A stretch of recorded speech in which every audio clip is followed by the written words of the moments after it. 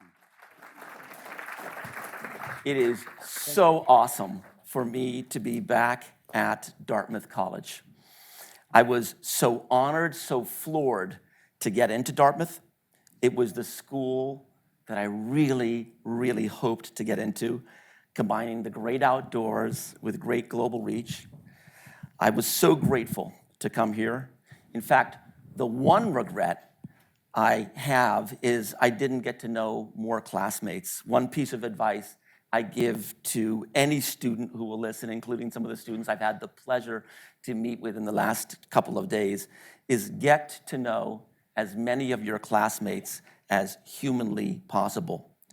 So many of mine have done such wonderful things personally and professionally. In the course of my career, I've met Dartmouth students all over the world doing amazing, selfless things larger than themselves. This community should be so proud. The donors here, the supporters, the benefactors of this college should be so proud of what you have created. You've created something with local roots and global reach, and the world is better off with what Dartmouth produces, which is amazing young people. I'm so grateful that Dartmouth took a bet on me. I'm so happy to be back today. Let me say at the outset that serving as U.S. Ambassador to Poland was the honor of a lifetime. I've had a career that's, in this sense, uniquely American, because in America, in comparison to any other country in the world, you can go back and forth between the private sector and government service. I also served as U.S. Ambassador to Sweden. For me, going to Sweden was professional. To go to Poland with a ski at the end of your last name, with parents cast on America's shores from Central Europe by World War II, that was personal.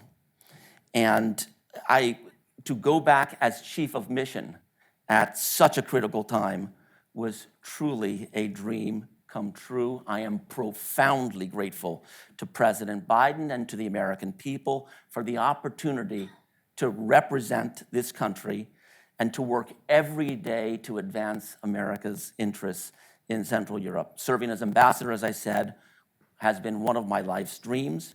I never would have imagined serving as a U.S. ambassador to Poland. It exceeded everything I could have imagined for myself.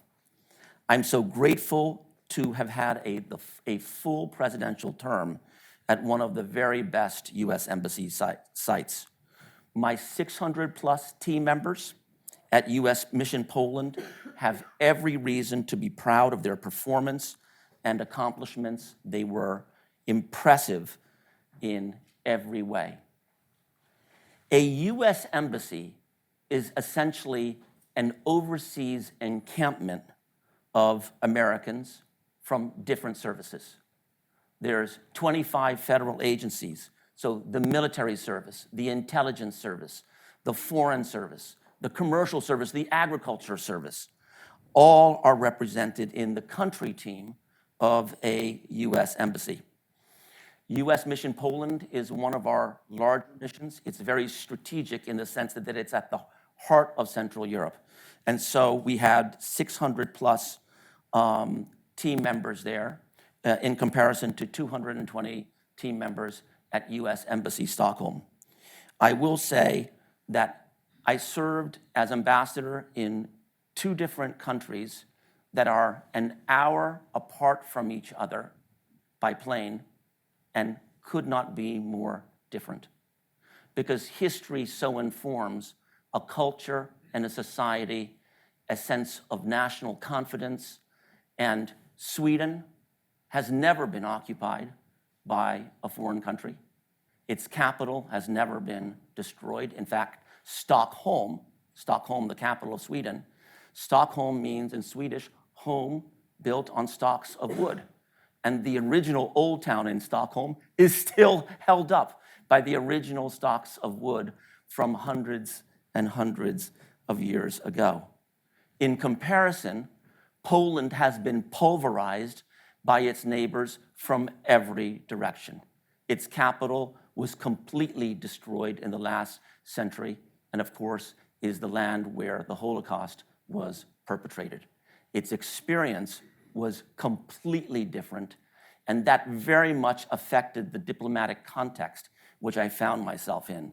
The Swedes are very self-confident, self-assured, and do not change direction and do not need to be checked with and have kind of nose touches to make sure everything's on track.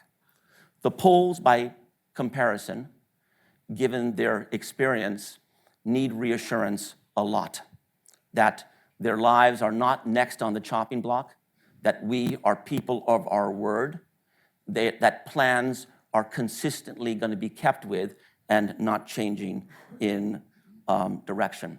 So my time in Sweden as an ambassador was very different from my time in Poland as ambassador. I can even draw a comparison just simply in terms of engagement between my embassy and my home capital of Washington, D.C. As U.S. ambassador to Sweden, I hosted 6 members of Congress at U.S. Embassy Stockholm over 4 years. At U.S. Embassy Poland, I hosted over 220 members of Congress in 3 years. President Joe Biden visited my embassy not once, but twice during my time as ambassador in Poland. That was a record. No American president had come twice in one term. Vice President Harris came to the embassy. Over half the cabinet came to the embassy and the entire Joint Chiefs of Staff. I brought the Polish president and the prime minister together to Washington as kind of an expression, a visible expression of national unity. But I think most importantly, we brought in 13,500 American soldiers for the first time in history in Poland to keep Poland safe and secure. I'll talk a little bit more about that. My partner, Olga Leonowicz, and I welcomed thousands of Poles to hundreds of events at the U.S. Embassy. This was intentional. What I wanted to do as U.S. ambassador to Poland was to demystify and to celebrate the American-Polish partnership. On a Fulbright in Poland in the early 1990s, I felt a sense of distance. It was almost kind of a superior quality that I picked up in terms of the American diplomatic presence in Warsaw and the people of Poland. And that was not going to be a healthy part of the insecure security context that we had in 2022, 23, 24, 25. And so we hosted over 250 representational events over 3 years at the American residence in Warsaw. My goal was to make the U.S. residence open to all, to bring people in, not to keep them out. I also wanted to emphasize that while I was a political appointee of President Biden, I would do all I could to advance bipartisanship in foreign policy. So in bringing in the 220 members of Congress, whether Kevin McCarthy and Steve Scalise on the right or Nancy Pelosi on the left, each was celebrated as a decision maker and a representative of the American people directly elected. And when Vice President Pence came to Poland, I invited him to the embassy and offered to brief. I was honored to give a keynote speech to the President George H.W. Bush Foundation gathering in Warsaw. I wanted my embassy to reflect bipartisanship in foreign policy because I think that's the most reassuring kind of expression you can do for our foreign allies. Just across the U.S. Embassy, just across the street from the U.S. Embassy in Poland, on one of Warsaw's busiest streets, is a statue of President Ronald Reagan. It is the only statue in Poland of a U.S. president in such a prominent place. And that statue is there because to the people of Central and Eastern Europe, it was Reagan more than any other U.S. president who brought the Soviet Union to its knees. Reagan directly challenged the defensive and offensive ramparts of the Soviet Union by unleashing a military buildup that broke the Soviet economy. Out of the Soviet bloc, 26 countries emerged. In the last 30 years, since 1990, 1989, 1990, 1991, some, like Poland, the Baltic states, have become remarkably successful in building free market economies and political democracies. It was Reagan who believed that the captive nations of Central and Eastern Europe, if unchained from the shackles of Soviet occupation, would create sovereign nation states that would join the West and ultimately would transform from security consumers to be security producers in the heart of Europe. And I want to report to you that that is exactly what happened in Central and Eastern Europe. The nations of Central and Eastern Europe became security exporters, security producers for their neighbors, and ceased being just security consumers. And I say that because Americans like economic efficiencies reported to them. And the bottom line is that Poland, the Baltic states, Romania, countries broken by World War II and the Soviet era, would in less than 3 decades become security producers. And that produced real dividends that took the burden off the shoulders of the American people. For example, Poland's support of Ukraine's war effort showed unprecedented self-sacrifice. I'll talk a little bit about the refugee response in Poland in a second, but beyond that, the donation of lethal and non-lethal assistance. The airport in southeastern Poland, in the city of Rzeszów, which is right on the border of Poland and Ukraine, called Jastrzębie Airport, J-Town is what the US military calls it, was the receiving area of plane after plane, C-7 after C-17, delivering assistance from everywhere to be shipped over to Ukraine. And the Poles showed us, the Americans, a tactical sense of smell of navigating how to bring that assistance into Ukraine, the logistics of it, and whom to work with in Ukraine, and whom not to work with in Ukraine. It was an absolutely irreplaceable service in terms of our effort to support the Ukrainian people against the onslaught on them by the Russian military. Equally important, and I just met with a group from the Tuck Business School just before this meeting, and I tried to convey to them this message. The economic miracle of Central and Eastern Europe now is just now coming into full bloom. But for the last 30 years, the countries of Poland, the Baltic states, increasingly Romania, have become economic powerhouses. Poland anticipates having a 4% growth rate in 2026, and this is a country right on the edge of a war zone. Historically, countries on the edge of war zones themselves become economically destabilized. To the contrary, in Central and Eastern Europe, the economies are booming. I'm now back in the private sector, and I've been a partner at a law firm in Washington. I've been a managing director at a private equity firm in San Francisco. I have not seen an economically dynamic moment like I'm seeing in North Central Europe as it pertains to defense technology, healthcare, energy, preparing for the rebuild of Ukraine, tech, logistics, and other areas. And the economic blossoming of Central Europe has really provided a sense of stability and reassurance, including to the Ukrainian refugee demographic that has come in, and hundreds of thousands of jobs have been created, which they have taken. Most important, collective defense in Central and Eastern Europe worked for the first time in history. Poland shares a 380-mile border with Ukraine, on which there are 8 border crossings. 90% of all assistance, lethal and non-lethal, to Ukraine came through Poland across those 8 border crossings. The Poles, as a Slavic nation, took a tremendous risk in doing that. Please keep in mind that Russia and Ukraine are also Slavic nations. For the Poles as a Slavic nation to be giving the guns to the Ukrainians that they used to defend themselves and kill attacking Russians, that in the mind of Putin is treason. I cannot overstate that point.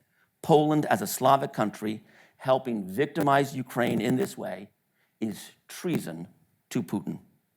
Despite this, Poland has been safe and secure for the first time in history. This happened in part because America and Poland were lashed together in many ways. And that's the story I want to share with you all. I want to share how modern diplomacy meshed America and Poland together and replaced the anxiety and uncertainty with a sense that Poland is safe and secure. And it took the full embrace of the American government.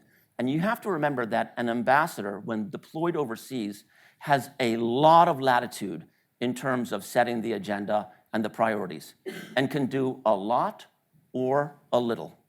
And I was pleased to work for two presidents, President Obama and Biden, who gave me a tremendous amount of latitude. And we were able to come up with an agenda that really reassured the Poles. A little bit about me. I was a political appointee in the post of ambassador to Poland.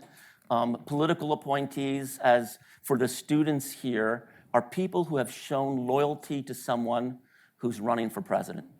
And there's different tracks to become an ambassador or go into diplomacy. One is the career track through the Foreign Service, and that is a noble calling whereby you go through the ranks from very junior positions up to chief of mission and beyond.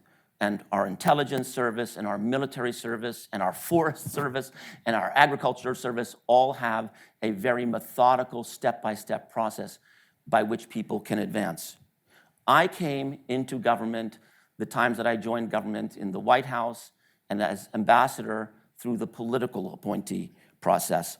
Our government, the US government, is one of the few governments that has as many political appointees, and especially in the State Department. The US State Department has more political appointees than any other agency in the US government. After Dartmouth, I did a Fulbright scholarship in Poland. Just after the wall had come down, I was interested in the aftermath of the collapse of the Soviet bloc, and I was interested in being a lawyer and in the rule of law, so I went to Poland's constitutional court on a Fulbright. Being in Poland on a Fulbright in the early 1990s gave me an opportunity to learn Poland from the street. And so to learn Polish language, I didn't grow up speaking Polish language at all. In fact, my brother and sister, even today, don't speak any Polish. I had to learn on my own. And so when I went to Poland on a Fulbright, I started taking classes at the University of Warsaw, and I wasn't learning Polish at all. And so I thought, how am I going to learn this language? And I learned through talking with people. And so I hung a sign at the front gates of the University of Warsaw, where there's a big billboard where you can hang, like if you're selling a couch or a lost dog or something like that, you can hang a sign. And my sign said, I'm an American and I want to learn Polish. I'll speak with you for a half hour in English if you speak with me for a half hour in Polish. And I have these little tear things at the bottom with my phone number on it. And my phone didn't stop ringing. It was a great way to make friends, and it was the way I learned the language. I also want to say that as I've come back here to Dartmouth the last couple of days and walked by the Collis Centers, I remember, that's where the Career and Employment Service at least used to be. I don't know if it's there anymore.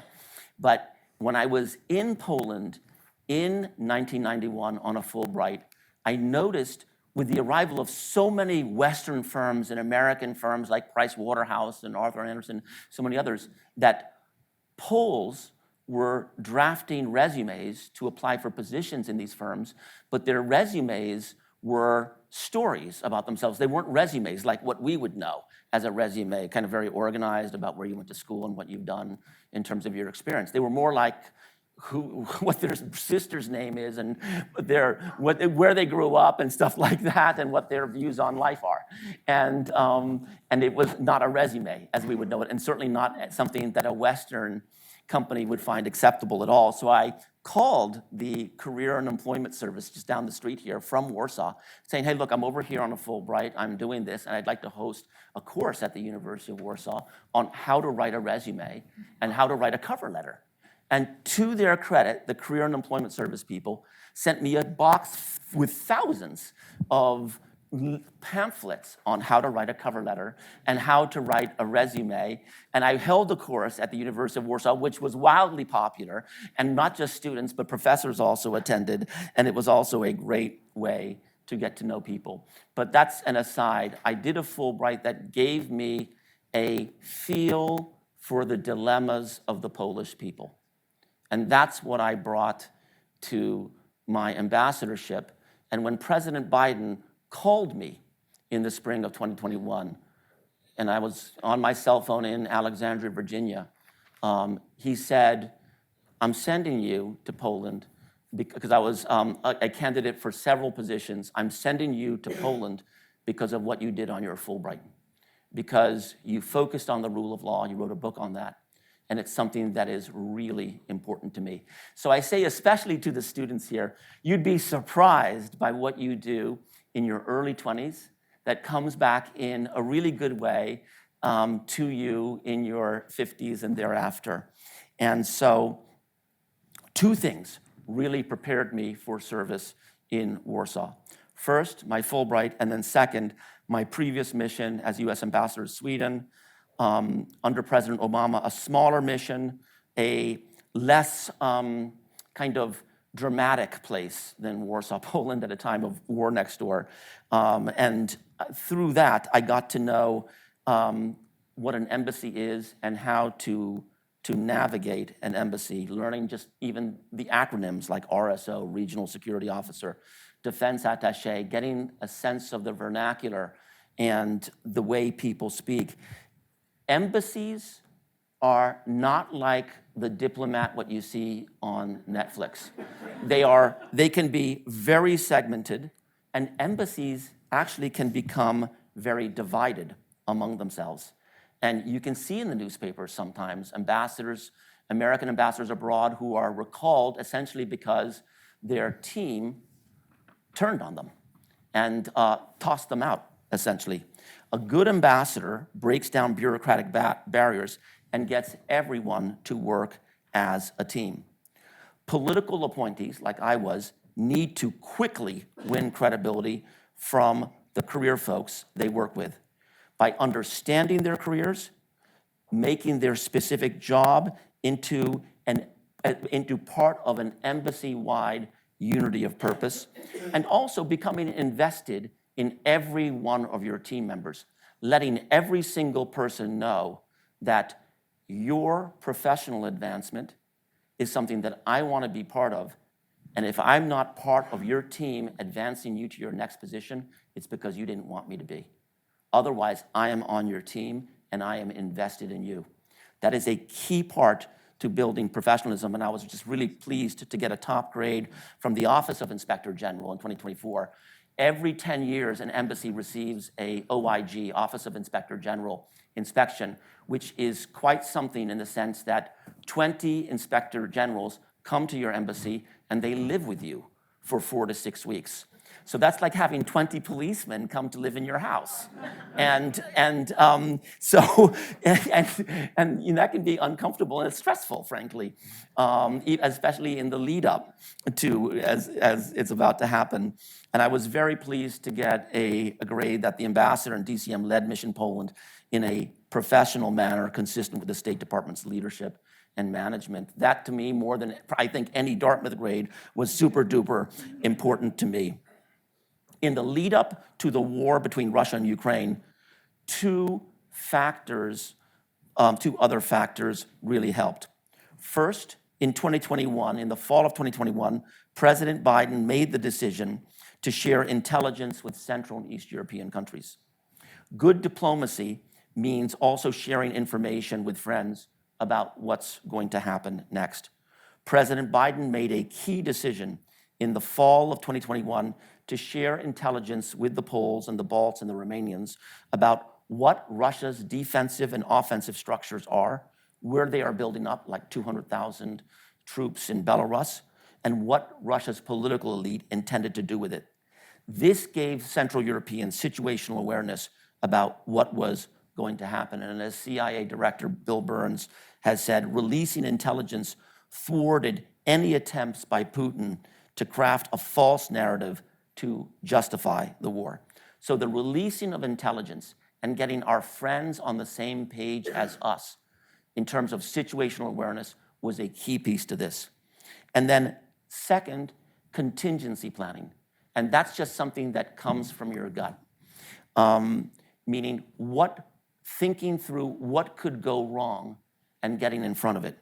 And in January 2022, when I got to Embassy Warsaw, I began to organize my embassy to prepare for the day of the attack, and I deployed the mission to learn especially about every one of the 8 border crossings in between Poland and Ukraine. I deployed embassy staff from the capital of Warsaw to Rzeszów and Przemyśl on the border, and we learned every lane, every regional airport, every hospital, every hotel, even every veterinarian in the area, because when refugees travel, they sometimes bring their pets. That was a key thing. I had seen the evacuation in the summer of 2021 of Kabul. That was an absolute disaster in which 13 American soldiers were killed in very chaotic, crowded situations in a compact area. We were going to be facing a similar situation with an influx of Ukrainians, and there were 30,000 Americans living in Ukraine at the time, doing business, having a relationship, having a kid, religious proselytizing, and so forth. Many thousands of Americans were living in Ukraine, and they would also be evacuating. And the number one job of a chief of mission, more than business-to-business relations or cultural relations between countries, is to keep people safe.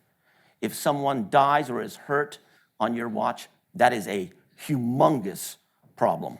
And I made that a very, very big focus of the embassy, really getting to know the border area. And we were ready on February 24th, 2022, when 200,000 Russian soldiers invaded Ukraine from Belarus and Russia. I have vivid memories of going to the Polish border with USAID Director Samantha Power. Lines of thousands of Ukrainian refugees, mostly women and children, just came pouring across the border. First from western Ukraine into Poland, then in the center of Ukraine into Poland, and then from eastern Ukraine into Poland. Very different refugee demographics, actually, because Ukraine itself is not homogenous. We expected the hundreds of thousands, ultimately 9 million Ukrainians, to pour into Poland. What we didn't expect was the remarkable happening that occurred, and that was hundreds of thousands of Poles creating traffic jams to come to the Polish-Ukrainian border to rescue and pick up Ukrainians, showing a selflessness like no one has ever seen. The reactive mobilization of the Polish people was incredibly impressive. It's one of the national assets of the country. People from all over Poland organizing to, say, pick up the Adamiuk family at the Medyka border crossing at 1:35 a.m. when they would be crossing, and take them to Bydgoszcz or Białystok or Poznan, where they had set up an apartment funded by a GoFundMe page for that family. It was a product of national policy in the sense that the Polish president went on television and said, we have a moral obligation to our neighbor. What happened in 2022 would be akin to President Biden literally going on national television in America and saying, we have 6-7 million Hondurans, Guatemalans, El Salvadorans coming to the US-Mexico border, and it will be our obligation to put every one of them into someone's home or apartment. In Poland, that is what happened, and it worked. And whoops, a sign over the railroad station in the city of Przemyśl, Poland, which is the easternmost city of Poland up against the border of Ukraine, captures to me the essence of the Polish reaction. 3 words: Tutaj jesteście bezpieczni. Here you are safe. Who in the world, especially a refugee, does not want to feel safe? That was the greeting refugees got in Poland. 9 million refugees would cross the border to come into Poland. 2 million refugees would remain in Poland. Soon after the invasion began, in March 2022, President Biden visited Poland to bear witness. No one shows empathy like President Biden. He has experienced tremendous loss, and he related to the condition of the Ukrainians. He showed us his feel for the dilemmas of people who have experienced upheaval. And it was just remarkable to spend time with him. It was very poignant. I was with him as he went around a national stadium where there was a gathering of refugees, and his embrace of the Polish people was clear. I was able to travel with him on Air Force One, and his guidance was twofold. We want to support the Ukrainian people as they're savagely attacked. And second, we do not want any overreaction on our part or someone else's part that could trigger an expanding of the war into Central and Eastern Europe. And that was the guidance that we followed, especially in terms of navigating the Poles, for whom this was an existential crisis and an existential threat, and we're proposing all kinds of heavy-handed reactions. And we very much kept them on the reservation with that guidance. We do not want to expand the war. The international community very much jumped in. UNHCR, UNICEF, the International Organization for Migration, WHO, all opened centers in Poland. NGOs like World Central Kitchen, Catholic Charities did incredible work. I have to tell you, I was so impressed by the thousands and thousands of American volunteers, NGOs, missionaries, charities, people coming to Poland, and people digging into their pockets for the Ukrainian refugees. I had the chance to work with Steven Spielberg, Laureen Powell-Jobs, as they either came to Ukraine themselves to deliver assistance or wrote big checks to support the Ukrainian people. Incredibly generous. The US government, primarily through USAID, provided a huge amount of assistance, hundreds and hundreds of millions of dollars, but the Poles did the lion's share. Poland literally opened its national home, taking people into their homes and apartments. In June of 2022, when Secretary Blinken convened all US ambassadors from around the world for the annual Chiefs of Missions Conference, I was the only US ambassador asked to go to the Oval Office to meet one-on-one with President Biden on the question, why are the Poles doing this? What makes them so inspired to have this reaction in support of the Ukrainian people? And the only thing I could say to him was, Mr. President, for the Poles, this is 1939, except this is a time they could do something about it. They provided an incredible humanitarian response. President Biden also asked me in that meeting, can they take more? Can they take double the number of refugees? Because things could get much worse in Ukraine. And I said, Mr. President, I don't know if they can. But after that, I went around Poland, meeting and asking mayors and NGO leaders and civil society folks, can you take more here in Radom? Can you take more here in Białystok or in Kraków? And the answer always was, we have thousands upon thousands here already. It would be difficult, and we absolutely will take more. It's what we have to do for our neighbor, something we did not expect in the US government. And we were so pleasantly surprised by the Polish humanitarian response. Collective security worked, and this humanitarian response occurred because the country felt safe and secure. And it felt safe and secure because collective security worked. The US military and NATO was visibly present and tactically spread out all across the eastern part of Poland. As soon as Russia invaded Ukraine, President Biden deployed the 82nd Airborne to Rzeszów, Poland. They arrived in 96 hours from North Carolina, deployed into the stadium in Rzeszów, and ultimately 13,500 U.S. troops came to Poland. We set up 19 augmentation centers around Poland because the U.S. troops have to be supplied, they have to do continuous training, there has to be joint command and control, and a whole bunch of other stuff. And so we very quickly set up 19 augmentation centers all around Poland to support those troops. And the military message from the Americans was very clear to Russia. Do not come here. In June 2022, President Biden announced the very first permanent U.S. military presence in Poland. Camp Kościuszko, going back to General Kościuszko, who was part of the Revolutionary War in America 300 years ago and fought on the American side, a Polish general. The camp was named after General Kościuszko, and that became the permanent home of the U.S. Army 5th Corps Forward Command Headquarters in Poznan.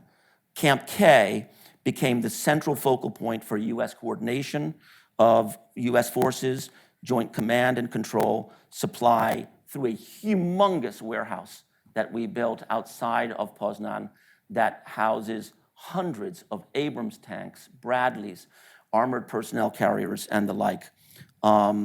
We also upticked military exercises all across Poland, showcasing all kinds of equipment, whether Abrams tanks, Apache helicopters, HIMARS, Patriots, F-15s, F-35s. By showing our military equipment, we sent the message that we are ready. Very importantly, and you can see this in the New York Times, CIA Director Bill Burns, General Darrell Williams, the U.S. Army General in charge of U.S. European Command, were directly in touch with Russian counterparts. And they said, we are not at war with you, but we are supporting the Ukrainians. We have soldiers all across the eastern flank of Poland. And if a single American soldier is hurt or killed, it's on. It's not what we seek. We don't want to become a protagonist in your war with Ukraine in terms of the battle. We will continue to support the Ukrainians, though, in terms of assistance. But they also would convey it's not what you should seek either. Because if there's a technical event between the US military and the Russian military, the more we learned about the Russian military, we realized that it would not end well for the Russians. And importantly, the Russians understood that from the very beginning. And I have to say, I was so honored to work with the young men and women of the US military. Most never imagined serving in Poland.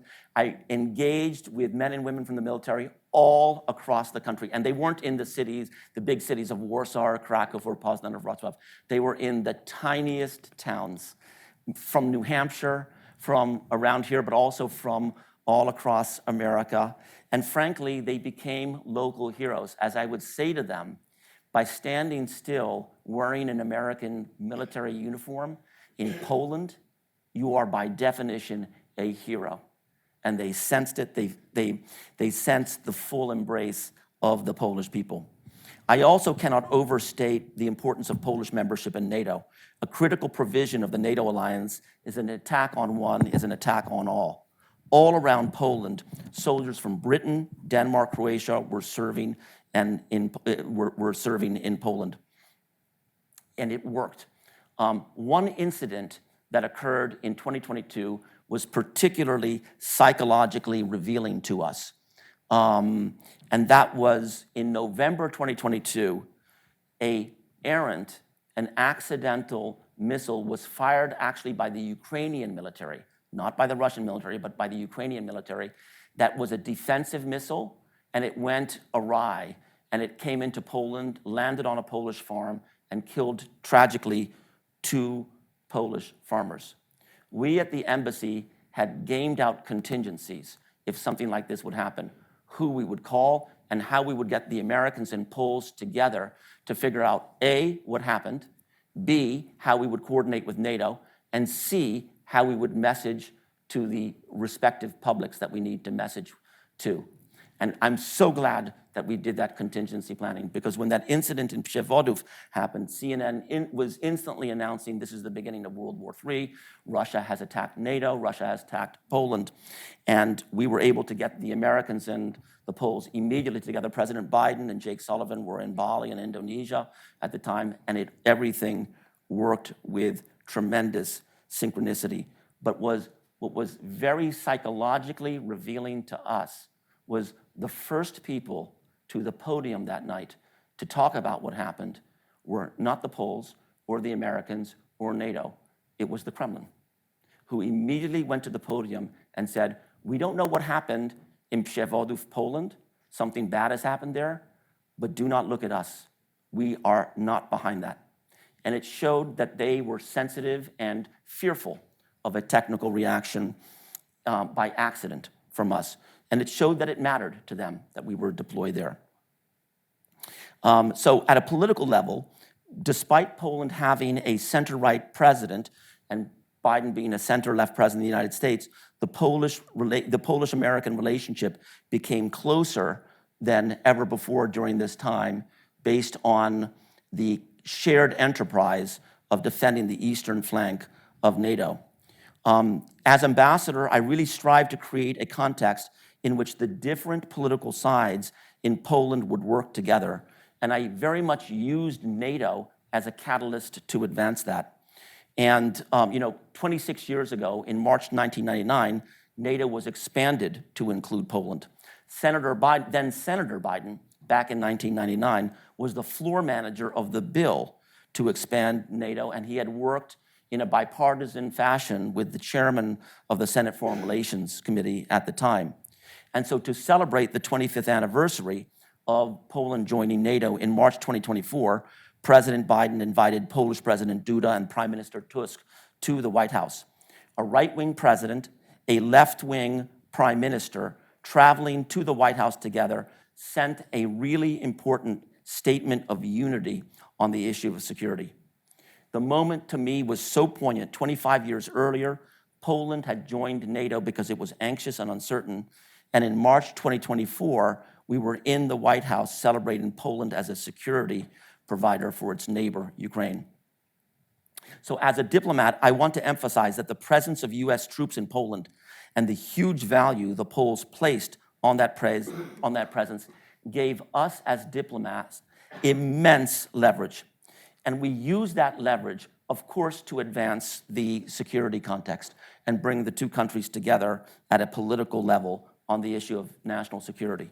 But we also used it we very much leveraged the presence of US troops to advance other priorities, including the priority of democracy and human rights, and the priority of energy transition and energy modernization.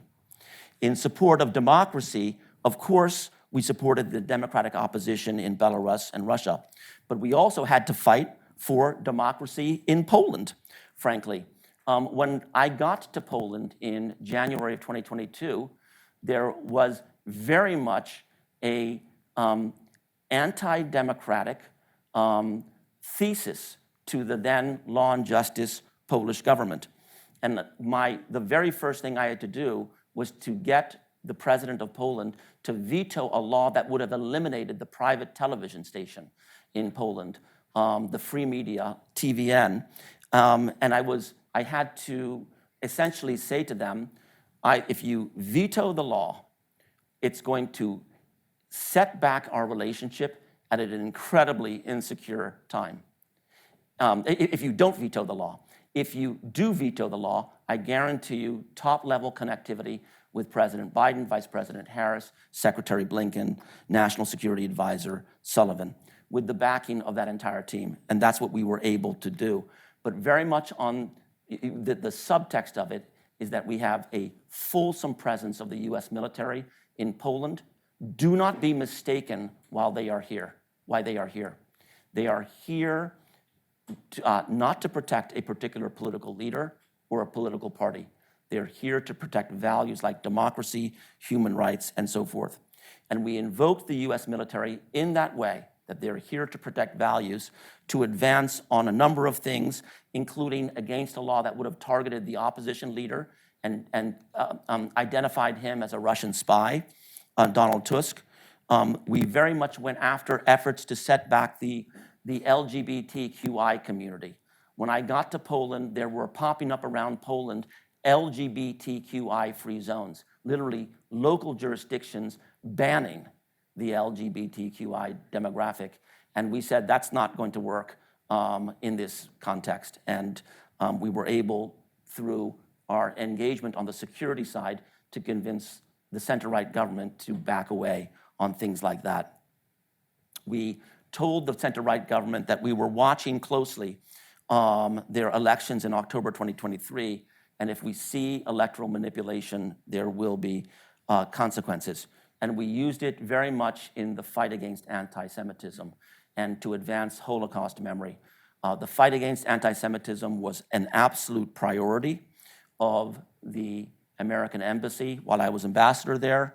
As Auschwitz survivor Marian Tursky, one of the founders of the superb Polin Museum in Warsaw, said to me, the Holocaust did not just fall from the sky. It rose from something, it evolved from something, and that was smaller versions of anti-Semitism. So we leveraged the American troop presence there for democracy and the fight for human rights. We also leveraged the presence of US troops in advancing the energy transition in Poland. The US embassy very much framed for the Poles that energy security is national security. Over the last 30 years, Russia has repeatedly used energy as a weapon. By repeatedly threatening to cut off gas delivery to Eastern Europe, energy was weaponized by Russia. We also wanted Poland to wean itself off of coal and become more sustainable and at the same time be able to power itself. So we wanted a Polish energy context to have disposable baseload to be able to produce and store energy for when it's needed. And nuclear energy and renewable energy were the answer. And so we urged the Polish government to build its very first civil nuclear power plant. Poland was one of only 2 countries to emerge out of the rubble of the Soviet bloc. 26 countries came out of the Soviet bloc. 2 of them had no experience with civil nuclear power plants at all, one of which was Poland. By comparison, Sweden, at 9.5 million people, has 6 nuclear power plants. And nuclear power is very much popularly supported in Poland. And so we undertook, as part of the bilateral relationship, and President Biden was very clear to me, get this done. We want the Poles to choose to build a nuclear power plant to power itself for the future, and we want them to choose the Americans, not our competitors, the French and the Koreans. And the leverage that we had on that also was the military, meaning we conveyed very directly who will protect the nuclear power plant. Will it be the Koreans? Will it be the French? Or will it be us? And we were selected. Generally, despite the fact that Poland is on the edge of a war zone, its economy boomed over the last 3 years, and we did all we could to advance economic growth and the continued health of the Polish economic context. As I said before, historically, countries on the edge of war zones historically become destabilized. That didn't happen. And I'll wrap up my formal remarks by saying the US mission in Poland also undertook a number of initiatives not previously spearheaded in Poland, because we wanted our ally Poland to be resilient, and that meant not just in terms of the military. I was the first US ambassador anywhere in the world, at any embassy, to initiate a mental health and diplomacy initiative. Poland has a mental health crisis, and America has a mental health crisis. And with the arrival of a huge Ukrainian refugee demographic that has experienced upheaval, that situation is exacerbated.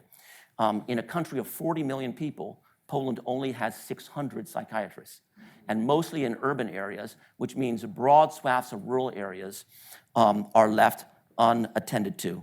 So we used the embassy to convene stakeholders who had previously not been speaking to each other about mental health, like different ministries, Ministry of Family, Ministry of Education, Ministry of Health. And we were able to get a $1 billion commitment in Poland for the advancement of mental health care. And that was one of the things I was most proud of. I couldn't walk down the street in Poland without someone coming up to me and saying, thank you especially for what you did on mental health in this country. That actually directly affects my family. We also very much zeroed in on gender equality and women's empowerment. A country is not resilient if only half its population is included. I was actually surprised in terms of the state of women's political leadership and business leadership, given what I had seen 30 years earlier in terms of women leaders of the Solidarity movement. It simply was not on parity, and the embassy went all out to advance networking, mentorships, and to make the case that despite our flaws, America embraces equality is the thesis that we're going to be driving forward at the U.S. Embassy. And people with disabilities.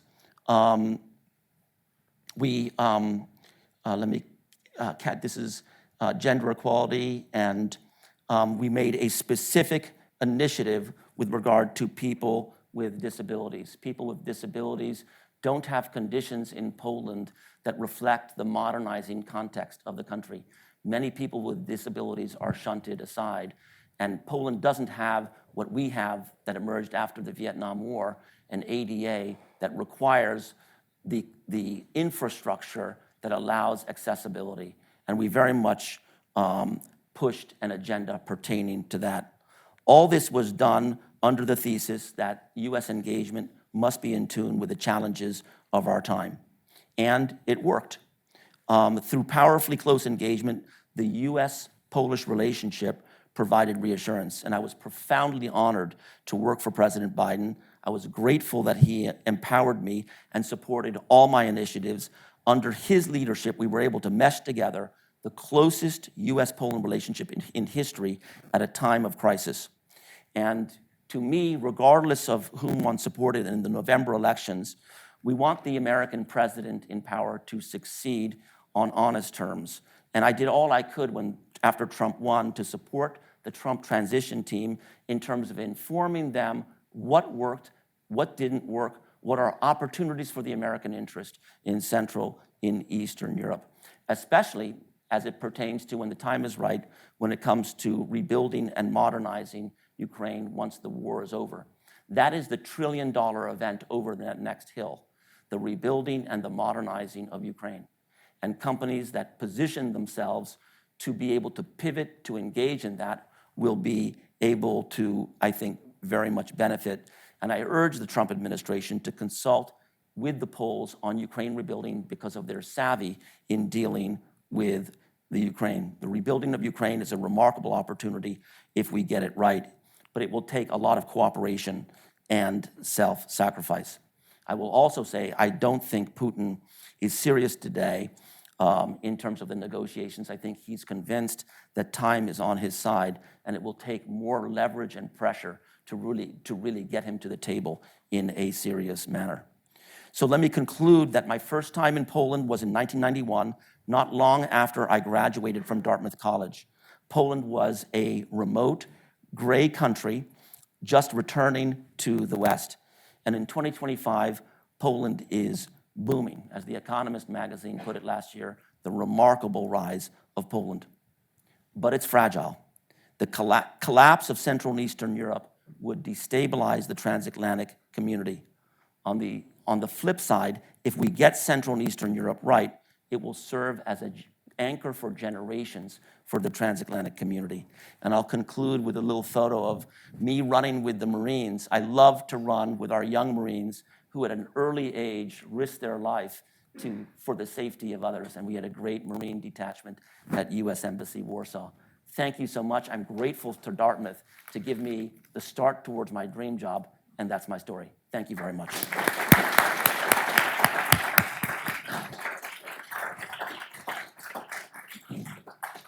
that kicks us off wonderfully. As I said at the start, I'm going to chat with the ambassador for about 5 minutes. I have a few questions, and then we're going to open it up for questions and conversations with the entire group. Wonderful. So why don't we begin?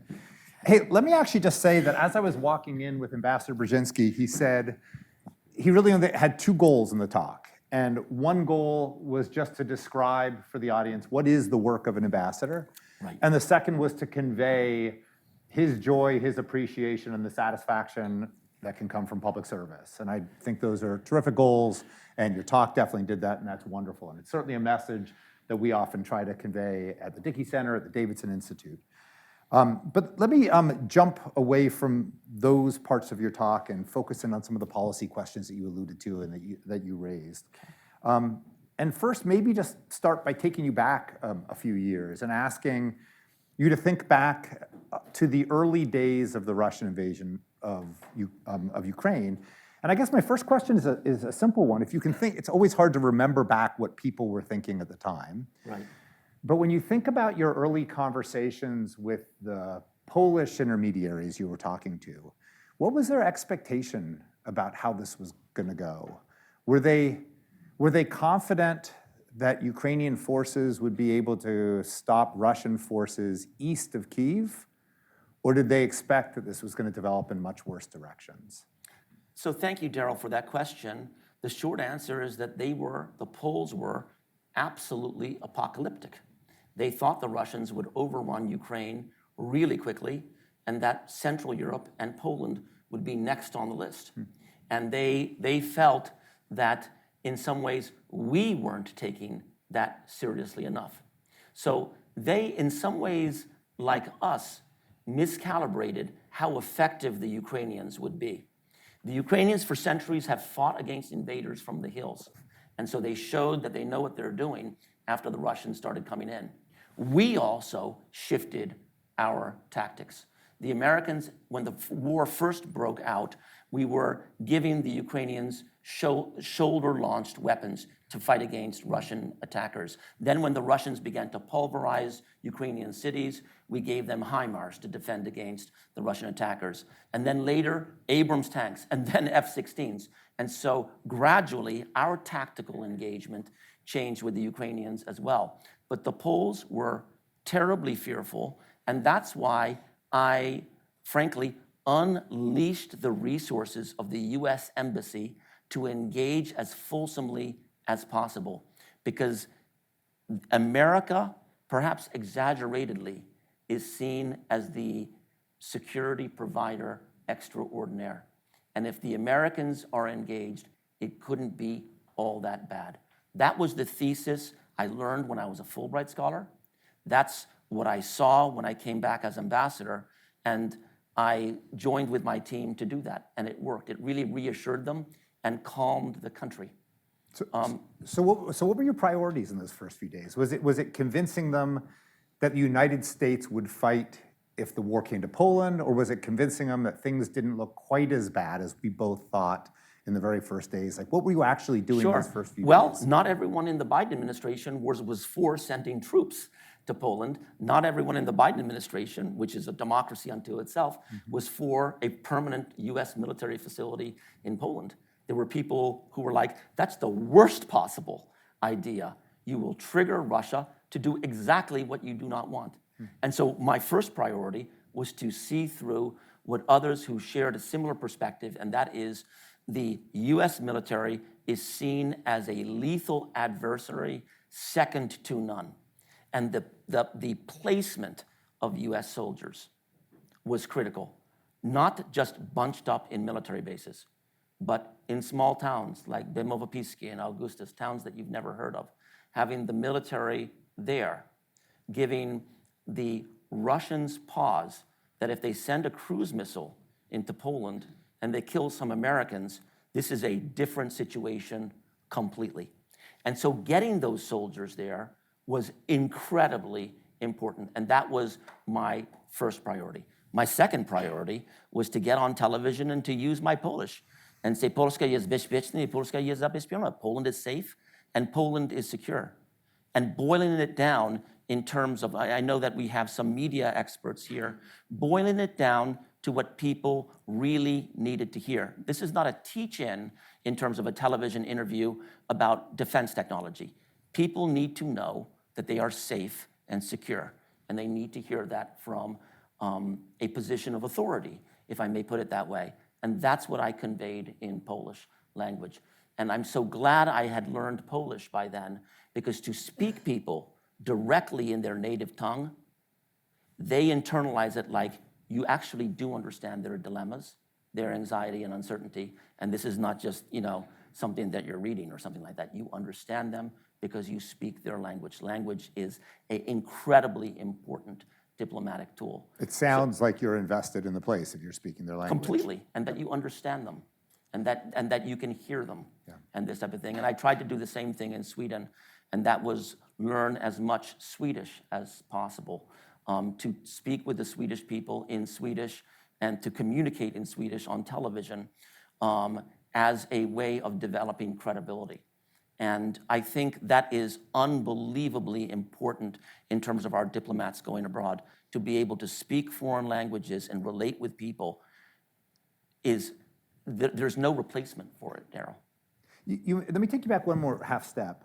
You mentioned a moment ago that there was division or a difference of views within the Biden administration about whether it would be deterring to put U.S. forces into Poland or whether it would be provocative to do so. Yeah. And you also mentioned in your talk there was a third view, a view that some in Poland had, that you said somewhat elliptically. There were some in Poland who advocated, let's say, more assertive measures, et cetera.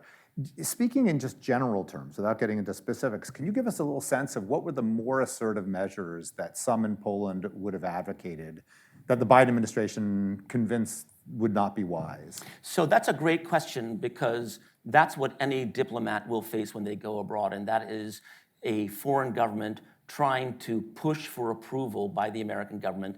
They can do things that really change the situation. And there were very much people in the Polish government who wanted to get into the fight, who wanted to do things that were direct and some things less direct, vis-a-vis against the Russians, that would have, I think, not been consistent with President Biden's philosophy. And that at first really irritated some of the Polish leaders. Remember, it was a center-right government, and I think that a big group of the center-right leaders wanted to do something more aggressive, and they kind of got upset with us. And so this is all in the newspapers, so I'm not saying anything secret. What they did one day in early March, just after the Russian invasion of Ukraine, was they announced on the Ministry of Foreign Affairs website that the MiG-29s that the Poles had in their possession, that they wanted to give to the Ukrainians, for the Ukrainians to use to fight against the Russians and so forth, and that the Americans did not want the Poles at the time to give to the Ukrainians. The Poles are going to deliver to the American Air Force Base in Germany, in Wiesbaden, and it'll be up to the Americans to do with the MiG-29s what we wanted to do, but now it's on you guys.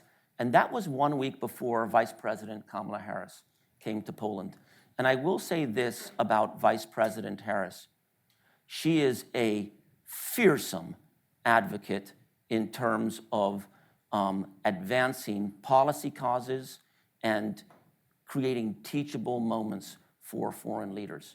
Because when she came to Poland, I sat down with her and I said, we had experienced this over here, that the Poles had announced that they're just going to give their MiG-29s to the weak Americans who don't know how to support the Ukrainians. And that's not what friends do. And Vice President Harris sat the Prime Minister and the President down and said, we are friends, and by the way, for both of ourselves, we need to be friends. And what you did is not what friends do. So despite your emotions, despite your history, despite your desire to protect your families against a vicious, cruel attacker in the East, that's not what you do. And after Kamala Harris, Vice President, did that, it never happened again during my entire time in Poland. We never had a shock or a surprise by the government when it came to tactics like that. And I thought, that's the way our principles can be used in the best sense of the word to kind of shape foreign policy. And she did it magnificently, I Sounds have to great. say. Let me ask you one more question, then let's turn it over to the audience. There does seem to be a range of views in Europe about the seriousness of the Russian threat beyond Ukraine. You mentioned, it was interesting, you raised it in the context comparing Sweden and Ukraine and saying there was a difference there, but as you undoubtedly know, they've actually moved considerably closer together. They have, The yeah. northern tier of Europe are alongside the Baltics and the Poles Yeah. as being the strongest resistors and the most concerned about Russia's future steps. Exactly, especially after Sweden joined NATO. Yeah, exactly. But there's still large parts of Europe that, at both the governmental level and at the popular level, who really see it fundamentally differently. Sure. And I wonder if you could just think through that with us a little bit and help us understand that. I mean, the cynic in me would say many of these Southern European countries actually diagnose the problem almost identically, but they know that the problem, just because of geography, is at least initially and maybe entirely a problem of Eastern Europe.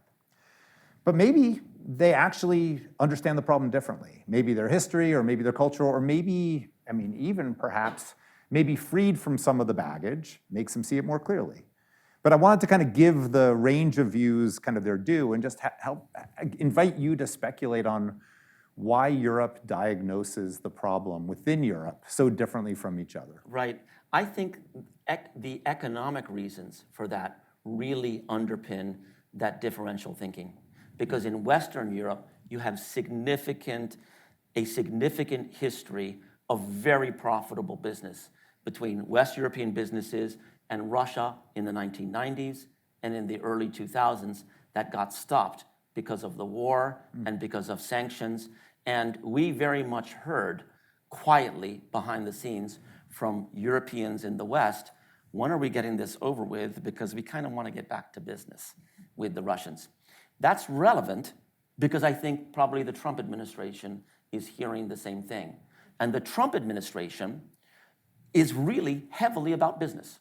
They're very much into the corporate context of diplomacy and American leadership in the world.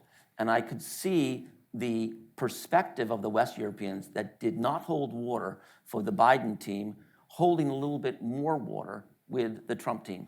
I'm just talking about in terms of strategic planning and the direction of all this. Because we now have President Trump as president, and he's motivated by very different motivations than the previous leadership. The Europeans will know that, they will sense this change, and they will act accordingly. I very much felt that that division hedged heavily in terms of the business presence. It's a little bit like the Emirates, the UAE, where Russia parks a lot of money. The Emirates at first was very queasy about letting Ukrainian leaders even into the UAE because of that parked Russian money. And it didn't just happen. The Russians are very effective at letting their business colleagues know what's okay and what's not okay. And Zelensky, for a while, wasn't really invited to the UAE. That's now since changed. But I sense that there's some common ground in terms of all that. Terrific. Why don't we turn this open to the audience? As we typically do, we're going to give priority initially to students, but raise your hands, and we have people with microphones who are going to walk by, so wait until you get a microphone. We have a couple students right here in the middle. Why don't we just wait for the microphone? Whoever holds it first is going to get the first question. There you go. Good man. Yeah. So, expanding on that question about Western Europe's views on the conflict and on Russia as a whole, where do you see the future of Russian interests in Western Europe? What do you think Russia is looking for really in other European countries outside of the East? What do you think their strategy is going to be going forward with a partially withdrawing Trump administration? What are they aiming for in the rest of the EU, outside of Poland especially? So that's a great question, and let's differentiate between the Russian leadership and the Russian people, because I think there's different motivations there. The Russian leadership in Putin it's very clear what it is. These are not politicians like Yeltsin and Gorbachev looking to cut a deal with the West to get to a better tomorrow. Putin is a KGB agent who's the son of a KGB agent. That comes from a certain culture. And that culture is very clearly expressed by Putin. And that is the collapse of the Soviet bloc in the 1990s was the worst geopolitical catastrophe of the 20th century. And resurrecting the Soviet bloc is the first priority. And I do not see Putin easily backing away from the territory that he's already gained, and if he can, further destabilizing Central and Eastern Europe for that very reason. If his legacy can be resurrecting some skeleton of the former Soviet bloc, he will have won and he will have achieved his destiny. I think that's literally driving him and his closest associates. The people who he sends to the negotiations are Yuri Ushakov, who used to be ambassador in DC for like 10 years. I know Yuri. He's very much shaped by the decision to expand NATO. And then second, the head of the Russian Sovereign Wealth Fund. That's the negotiating team for Putin, which shows that Putin probably very much understands the commercial and financial context of all this and is looking for opportunities from there. That's Putin and the Kremlin. And Putin is 71 years old and probably not going anywhere soon. And could be replaced by someone even worse than him. So the West has to understand that we face a situation in Russia that is directly threatening to the transatlantic community because of what the transatlantic community has done. It has supported the Ukrainians killing Russians, attacking them. That's not okay, and it will not be forgotten. And remember, the tradecraft of intelligence services are different between countries. Chinese intelligence throw money at people. Other intelligence services know how to break into things and stuff like that. The Russian intelligence service, and you're taught this as a diplomat, they study you and they wait to see after 10 years, what is your weakness? What is your problem? Are you an alcoholic? Are you a drug addict? Is there something going on with you that we can stop you in a store and say, we know you pretty well and we want you to cooperate with us? That is their MO.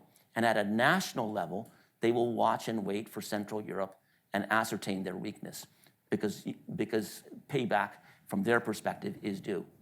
I contrast that with the Russian people, that after the 1990s and the breakup of the Soviet Union, I think there is a big demographic that wanted to be part of the Western cultural context, Western opportunities, to be able to travel to the West, to be able to study in the West, and to be able to engage with the West.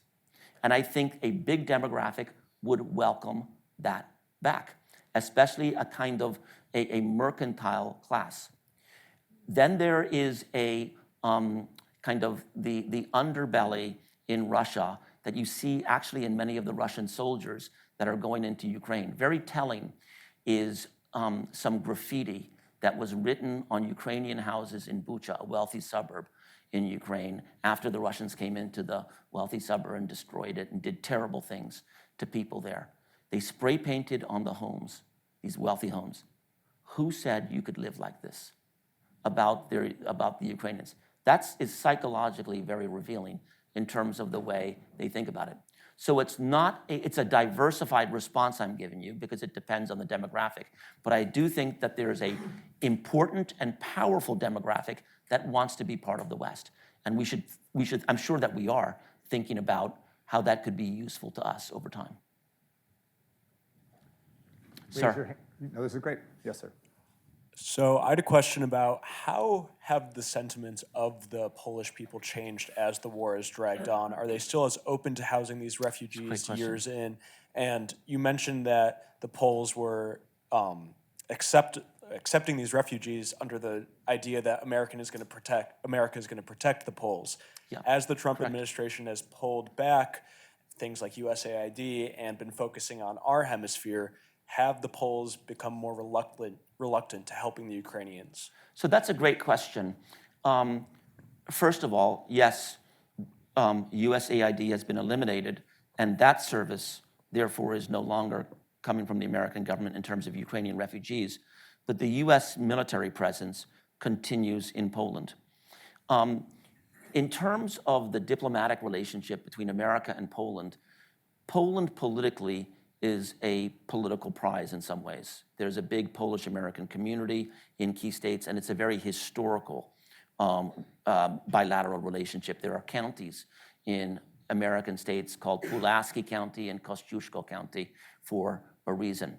A Republican president or a Democratic president would not welcome a cover story in the New York Times asking the question, who lost Poland? There'd be a political price to pay. That's not the same thing for Ukraine or Moldova or Georgia. And the military presence in Poland continues right now. I was worried when President Trump first came into office, and as I said, I briefed the Trump transition.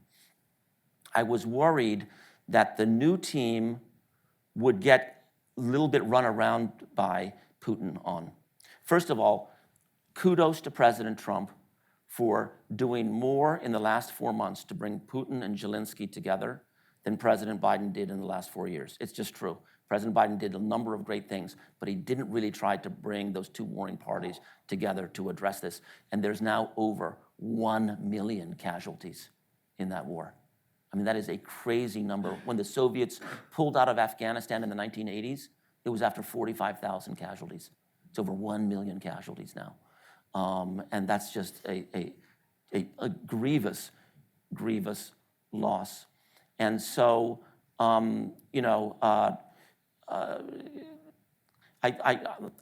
just think that in many ways, the American president will be very careful in terms of not having a loss of Poland on their record, because I think there would be a political price to pay. But it has changed in terms of American engagement there, and we'll see how it goes. I mean, I don't think Putin is done. He last week sent a nuclear-capable missile close to the border of Poland in order to send a message. There have been drone attacks on Poland in the last couple of months, and drone warfare capabilities are being boosted now across NATO's eastern flank. In fact, defense technology is one of the booming growth sectors in North Central Europe, and North Central Europe is booming economically right now, in part because of defense technology. Raise your hands high. How about somebody in the far back, a student in the far back, last row? Thank you. So this is kind of on a similar note to the last question, but instead of like the direct, I guess, like material conditions, how do you think the second Trump administration is going to affect U.S.-Polish relations in the long term, but also the short term? Mm-hmm. So, frankly, security is the holy grail, and I don't think it's going to change that much. I think what is a little bit different is the raw commercial priorities of the Trump administration versus the Biden team. The Biden team, from the very beginning, just soon after the war began between Russia and Ukraine, began to set up a planning process on what rebuilding of Ukraine could look like. It was at first led by Penny Pritzker, a well-known and highly respected business person who used to be Secretary of Commerce. And there was very much a focus on kind of not just the business opportunities of rebuilding Ukraine, but frankly, the broader social conditions of the people, how to address some of the fundamental social ills that you find in Ukraine today. I mean, there's a huge, for example, narcotics problem now in troops on the battlefield in eastern Ukraine, because it takes something in March to stand in a trench with water up to here for 15 hours. And the Ukrainian troops are bringing that narcotics problem home to family, and it's only growing. That's the kind of thing beyond raw business opportunities we were focusing on. In comparison, there's much more of a financial and investment focus of the Trump administration. And they're the new team. They were righteously elected. They weren't people I supported, but they are a fact of life, and there's a way of working with that as well. I actually think if that's the way we will keep a U.S. footprint in Ukraine, namely through commercial interests and mineral interests, if that's what it takes, then at least we have that. And so I'm trying to see the positive side of this, but it's very different than the previous administration. But elections have consequences. We only have a few more minutes. What I'm going to suggest is I gather a couple questions, and then you have your last word, and then we'll call it quits. Is that okay? So why don't I start from the very far back? I'm just looking at, actually, everybody whose hand up looks like a student, and I see 4 of them. So why don't we hear from all 4 of them very quickly? Sure. And then, yes, sir. Thank you so much. I'm so happy to be again here and benefit from your talk. So you did mention that you were ambassador to Sweden, so you have had very good understanding of the Nordics overall and also Sweden. So in recent days, though it's not something new, Trump has again indicated that they want to take Greenland. So Greenland is very, obviously it's a territorial integrity part of Denmark, and it's very close to the whole Nordics. So during your time, you invested a lot to strengthen the ties, economic, political, military, and social ties between the Nordic and the US and all of those things that you have done, and also your successors. So how do you think right now, with the complete foreign policy of the Trump administration, which is a real politics, so how do you think that all those achievements and success that you have had on different areas, do you think that they are lost? And would the Nordics ever trust the US again, that they can do business and there is a shared interest, values and economic and security and everything? And how do you think that the Nordics, if they have been in touch with you in recent days about everything that has been happening during the Trump administration? If we can, let's gather the other 3 questions really quickly. And so if you were one of those 4, just so I can see. Yeah, yes, sir, in the baseball cap, and then you, sir. I can talk loud if it's easier. All right. You've spoken a lot about the commercial impacts and talking about increasing defense spending on the eastern flank. I'm also interested in how you're looking at and looked at while you were in country, the increasing cooperation with the Republic of Korea and defense armament, and what that portends for the eastern flank and Europe as they increasingly invest in their defense capabilities. Terrific. So first of all, I want to thank you as a Ukrainian who lived in Poland for 2 years during your service. Yeah, I want to thank you. And the second thing I want to ask you, what is your envision of the resolution to Volyn massacre problem, which is always brought up by Polish side during negotiations and generally any relations? Great question. I was wondering, during your time in Sweden and then more recently Poland, what is something that gives you hope for the future of diplomacy as a way to promote peace? Great questions. Wow. I'll start with the last one first. What gives me hope? You guys, frankly. My generation did some things right, but I don't think that we used diplomacy and the true strength of America, not military, but American legitimacy, because of what we stand for and our values, to really solve the world's crises. And I feel, based as your generation becomes more politically active, more politically successful, you're showing your values. Look at young members of Congress who are kind of close to your age and so forth. They really, by and large, stand for some really important things and are willing to fight for things, and they're willing to risk their political offices to fight for those things. That gives me tremendous hope. And so the young generation, I'm actually terribly optimistic about in terms of America. You've seen what we didn't get right, and shame on us for that, and I'm hopeful for you. In terms of the other questions, going to Sweden, and I'll ask you to remind me, please, for the other questions. Going to Sweden, I feel that modern history shows that a collective response in terms of global challenges is the most effective response. Some of these challenges, whether it's nuclear proliferation or terrorism or economic instability, global economic inequality and so forth, cannot be solved by one country alone. Good relations are a means to an end. which means that you treat your friends, even if you have differences, well. In the case of Greenland, I don't think that I'm surprising anyone that the Nordics are quite appalled by how they're being treated in this. And they are some of the most generous allies that we have anywhere on the planet. One of the things that President Obama sent me to Sweden to do was to get them more active, the Swedes, generously in Africa, in Afghanistan, and the Swedes did, to the tune of billions and billions of dollars, despite the fact that they're far away and not protagonists in conflicts in those continents. And what we're doing is, I don't think economically smart. Americans do like economic efficiencies reported to them.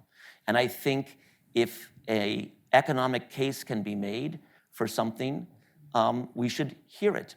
But this, I don't think, makes economic sense. I think we're putting at risk a lot of interest that we have at stake for the acquisition of Greenland. In the broader scheme of things, it just does not make sense. And I think since World War II, what we've learned is a collective response is the most effective response. Please join me in thanking Ambassador Brzezinski. Thank you so much. Thank you very much. I appreciate it. Yes. Thank you so much.